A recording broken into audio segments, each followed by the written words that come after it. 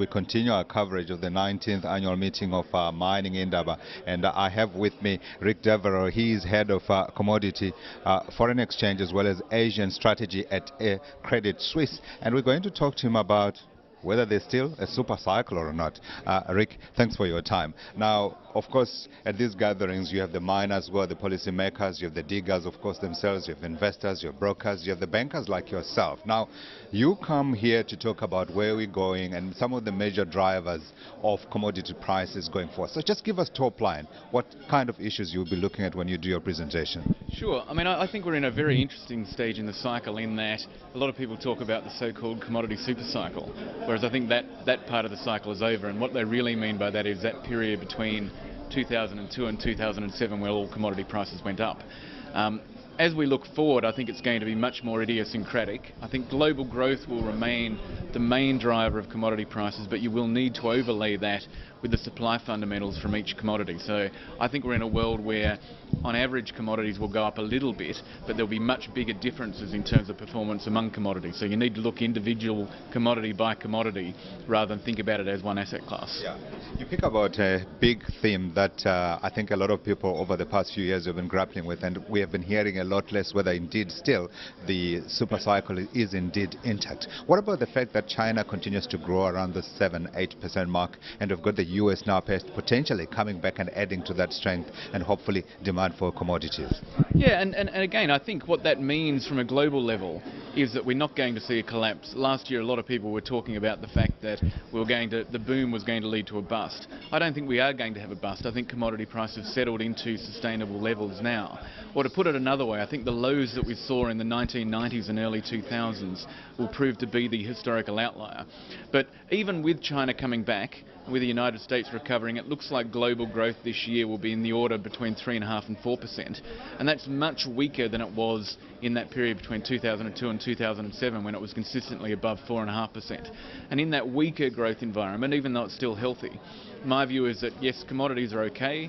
Some commodities go up, some will go down, but that really big uplift that we saw in that period is probably behind us. Yeah. I wanted to ask to break down that commodity pool and speak about those that concerns us. In Africa, we're talking platinums, the PGMs, the platinum group metals. We're talking iron ore, which is an important one. We're talking coal and perhaps a little gold. Yeah. In terms of those commodities, are we talking about a whole up, sort of like stability for all of them, or are there specifics within that pool that's going to continue to be driven and we will see higher?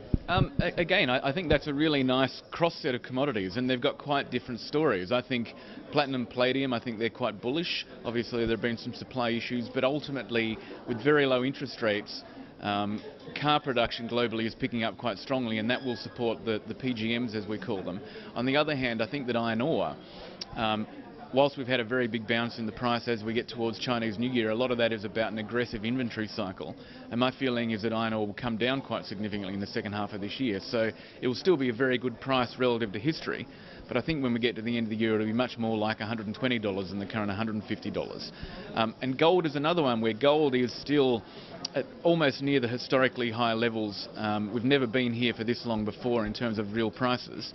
And when you look at it in a whole bunch of other metrics, whether it's against the price of houses in the US or relative to industrial metals, we're at very elevated levels. And I think the main thing that's driven that is that people have been very worried about the global financial system. And if I'm right and that is starting to heal and people are less concerned about the euro breakup, for example, I think gold will probably peak and will probably start moving down over the next couple of years. $2,000?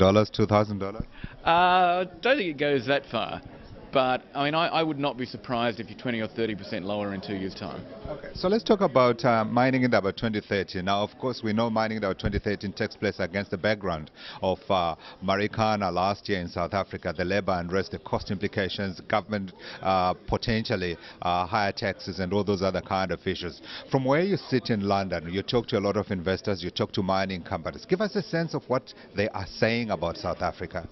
I think people are very keen to invest in South Africa, but I do think the kind of issues that we've seen in terms of labour disputes, some of the broader issues in terms of, property rights down here have really started to make people quite concerned. I don't think it means that they will not invest here, but it probably means that the hurdle is a little bit bigger. So I still think it's a very good story. But I think that, you know, obviously that kind of issue does cause some collateral damage in terms of international reputation. And I think that the job now is to kind of show that as a country and as a part of the economy that those issues are in the past. Do you have instances of companies that have looked at South Africa and said, I'm not going to put my money in that dump? Again, it's an interesting one in that you hear lots of stories, you hear lots of generalities, but I can't think of any specific instance of somebody who's gone, no, actually, we're not going to go there.